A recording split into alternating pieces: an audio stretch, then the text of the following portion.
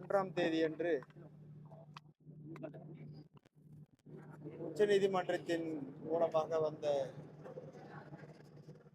ஒரு தீர்ப்பினை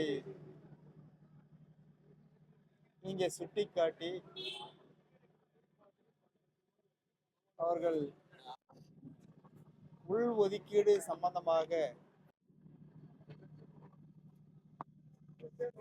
செல்லும் என்ற அறிவிப்போடு இல்லாமல் கிரிவிலையர் என்கின்ற ஒரு வார்த்தையும் அதோடு சேர்த்து அவர்கள் அளித்த அந்த தீர்ப்பின் எதிரொலியாக இங்கே புரட்சி பாரதம், ஏபிஎல்எஃப், அரசு ஊழியர் கூட்டமைப்பு 2 பேரும் இணைந்து நடத்துகின்ற அரசனுடைய கவன ஈர்ப்பு ஆர்ப்பாட்டத்தில்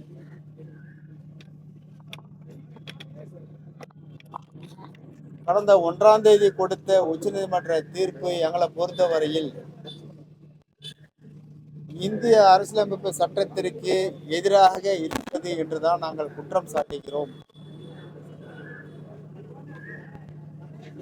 நீதிபதிகள் ஏன் இது மாதிரியான முரண்பாடான ஒரு கருத்தை அல்லது அவருடைய தீர்ப்பை வெளியிட்டிருக்கிறார்கள் என்று எங்களுக்கு ஒரு கேள்வி கணையாகவே இருந்து கொண்டிருக்கிறது.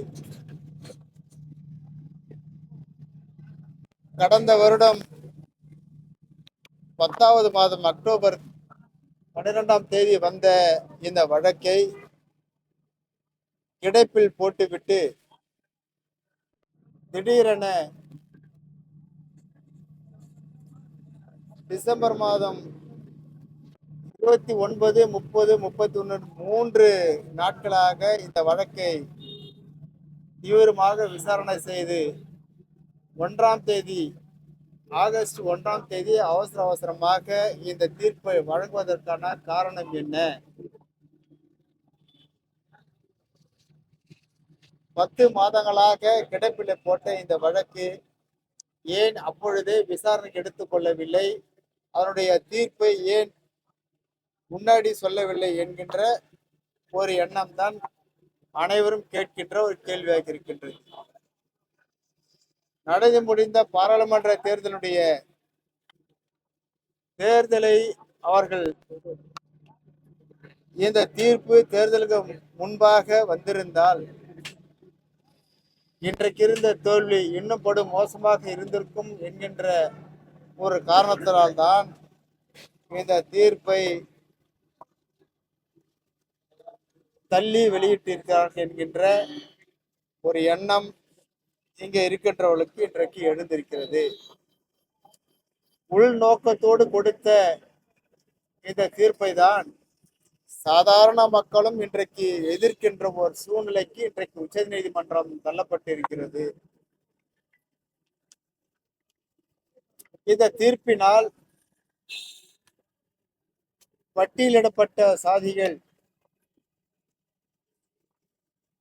பிரிந்து போகின்ற ஒரு சூழ்நிலை. டாக்டர் அம்பேத்கர் அவர்கள் எந்த காரணத்திற்காக இந்த சாதிகளை எல்லாம் பட்டியலிட்டார்களோ, பட்டியல் இனத்தில் ஒன்றிணைத்தார்களோ, இவர்களை எல்லாம் அரசியலமைப்பு சட்டத்திலே எதற்காக திணித்தார்கள்? அந்த நோக்கம் நிறைவேறி இருக்கிறதா என்கின்றதை நாம் பார்த்தால் இன்னும் கூட இல்லை என்றுதான் பதிலாக இருக்கின்றது. ஆகவே இந்த உட்சாதிகளை எல்லாம் உடைப்பதற்கான ஒரு தீர்ப்பை இன்றைக்கு உச்சநீதிமன்றம் வெளியிட்டிருப்பது வேதனைக்குரியதாக இருக்கின்றது. அதே நேரத்தில் இது அவசியம் இல்லாதது என்றும் தோன்றுகிறது. ஆகவேதான் உடனடியாக அரசே மேல்முறையீடு மூலமாக இந்த தீர்ப்புக்கு ஒரு முற்றுப்புள்ளி வைக்க வேண்டும். பட்டியலிடப்பட்ட இந்த சாதிகளை உடைக்க கூடாது என்கின்ற ஒரு எண்ணத்தோடு மத்திய அரசு செயல்பட வேண்டும் என்றுதான் எங்களுடைய கோரிக்கையாகவும் இருக்கின்றது. அதே நேரத்திலே அவர்கள் கொடுத்திருக்கின்ற இந்த கிரிமிலேயர் கூட உள்நோக்கத்தோடு கொடுத்திருக்கின்ற ஒரு செய்தியாகத்தான் இருக்கின்றது. ஆகவே இதையெல்லாம் பரிசீலனை செய்து இந்த கிரிமிலேயராக இருந்தாலும் உள் ஒதுக்கீடாக இருந்தாலும் நாங்கள் ஒன்றாக இருக்கின்ற இந்த பட்டியலினத்தை எங்களை கூறு போட நினைப்பது எந்த விதத்தில் நியாயம்? எங்களுக்குள்ளாக சண்டை சச்சரவுகளை அரசியல் கட்சிகள் இழுத்து விடுவது எந்த விதத்தில் நியாயம்?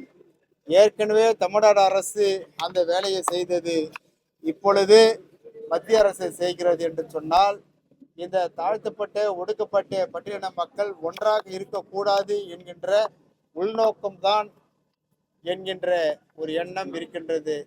அதை ஏன் சொல்லுகிற தமிழகத்தை பொறுத்தவரையில் மேற்கு மண்டலம் என்று சொல்லுகின்ற அந்த பகுதியில அருந்ததிய மக்கள் தொடர்ந்து அதிமுகவிற்கு ஆதரவாக இருந்த காரணத்தினால் அதை எப்படியாவது உடைக்க வேண்டும், திமுக பக்கம் இழுக்க வேண்டும் என்கின்ற ஒரு நோக்கோடு தான் அன்றைக்கு 2006 கலைஞர் முதலமைச்சராக இருந்த பொழுது அரசியலமைப்பு சட்டத்திற்கு எதிராகவே அவரை தெரிந்திருந்தும் கூட ஏற்கனவே 2-3 மாநிலங்களிலே உயர்நீதிமன்றத்தில் இந்த வழக்கு தோல்வியுற்ற பிறகும் அதை பார்த்தும் கூட அன்றைய முதலமைச்சர் கலைஞர் அவர்கள் 3% இடஒதுக்கீடை உள்ஒதுக்கீடாக கொடுத்து இந்த மக்களுடைய ஒற்றுமையை பிரிப்பதற்கு செய்தார்கள்.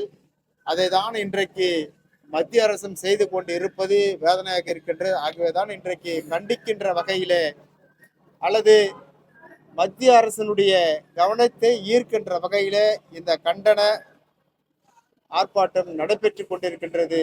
ஆகவே இதை உடனடியாக மத்திய அரசு மேல்முறையீடு மூலமாக இந்த வழக்கிற்கு ஒரு முற்றுப்புள்ளி வைக்க வேண்டும்.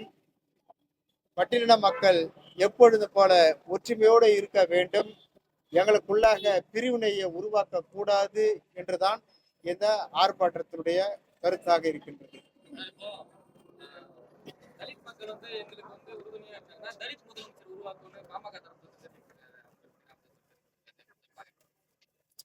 பாமக தரப்புல இருந்து சொல்றாங்கன்னாக்கா அது இப்ப இல்ல, கிட்டத்தட்ட 94 95லயே அவர் சொல்லியிருக்காரு. 95லயே பெரியவர் ஐயா சொல்லியிருக்காரு, மருத்துவர் சொல்லியிருக்காரு, பாமக ஆட்சிக்கு வந்தனாக்கா ஒரு தலித்தை நாங்கள் முதலமைச்சர் ஆக்குவோன்னு.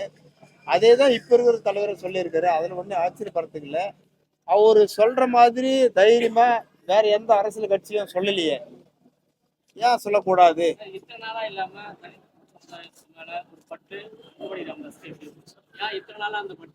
எதனால வந்ததுன்னு சொன்னா, சமீபத்துல விசிகாருடைய தலைவர் பேசியிருப்பார். அதாவது எந்த மாநிலத்திலும் ஒரு தலித்து முதலமைச்சரா வர முடியாது அப்படின்னு அவர் சொன்னார். ஒரு 2-3 நாளைக்கு முன்னாடி நீங்க பார்த்திருப்பீங்க. ஏன்னா அவர் சொன்ன கருத்துல கூட எங்களுக்கு உடன்படலை. ஏன்னா ஏற்கனவே ஒரு 4-5 மாநிலத்துல தலித்தை சார்ந்தவர்கள் முதலமைச்சராக இருந்திருக்கிறாங்க. ஆனா அவர் தமிழ்நாட்டுல முதலமைச்சர் இல்லைன்னு சொல்லியிருக்கலாம், அந்த மாதிரி குறிப்பிட்டு சொல்லல. அதனால இவர் பாமக தலைவர் என்ன சொல்றாருன்னா, எங்க கட்சி ஆட்சிக்கு வந்தாக்கா நாங்க தலித்த முதலமைச்சர் ஆக்குறோம், எங்களுக்கு ஆதரவு கொடுங்கன்னு சொல்றோம். அது ஒன்றும் தப்பு இல்லையே. மற்ற கட்சி தலைவர்களை சொல்ல சொல்லலாம் இவ்வளவு தைரியமா? திமுக சொல்லுவாங்களா, அதிமுக சொல்லுவாங்களா, இல்ல வேற எந்த கட்சியில சொல்லுவாங்க? திமுகலயோ அதிமுகலயோ ஒரு தலித்த முதலமைச்சரா ஆக்குறோம்னு சொல்லட்டுங்க, நாங்க அவங்களுக்கு ஆதரவு கொடுக்குறோம். 40 ஆண்டு சமூக நீதி இதுல நான் என்னை யாருமே ஏத்துக்கல, எங்க ஜாதி என்னை என்னை யாரும் தேர்ந்தெடுக்கல அப்படின்ட்டு ராமதாஸே புலம்பியிருக்காரு சமூகத்துல. இப்போ திடீர்னு எதிர்பட்டு வந்துச்சு. அதுதான் சொல்றோமே, இவர் இந்த மாதிரி சொன்னதுனால நாங்க தயாரா இருக்கிறோம்னு சொல்றாரு. அவ்வளவுதான். ரைட். விஜய் 22ஆம் தேதி கொடி அறிவிப்பு 8 மாநில முதல்வர்கள் அறிவிப்பு ஒரு தகவல். ஆமாங்க, நீங்க முதல் நாளைக்கு ஒரு கட்சி ஆரம்பிங்க, நாளைக்கு மறுநாள் ஒரு கோடி அறிவிப்பு பண்ணுங்க. இதுல என்ன இருக்குது? ஜனநாயக நாட்டுல யாரு வேணாலும் கட்சியை ஆரம்பிக்கலாம், கொடியை அறிமுகப்படுத்தலாம். பிரிக்கட்டும். மக்கள் ஏத்துக்கினாங்கன்னா அவங்களுக்கு ஓட்டு போட்டோம். மக்கள் விரும்புனாங்கன்னா அவர் ஆட்சி கொண்டு வரட்டும். எல்லாமே மக்கள் யாரை விரும்புறாங்களோ அதுதானே. எதிர்காலத்துல விஜயோடு சேர்ந்து பயணிக்கிறதுக்கான வாய்ப்பு நாங்க ஜோசி ஆரோடலாம் சொல்ல முடியாது. Okay thanks right.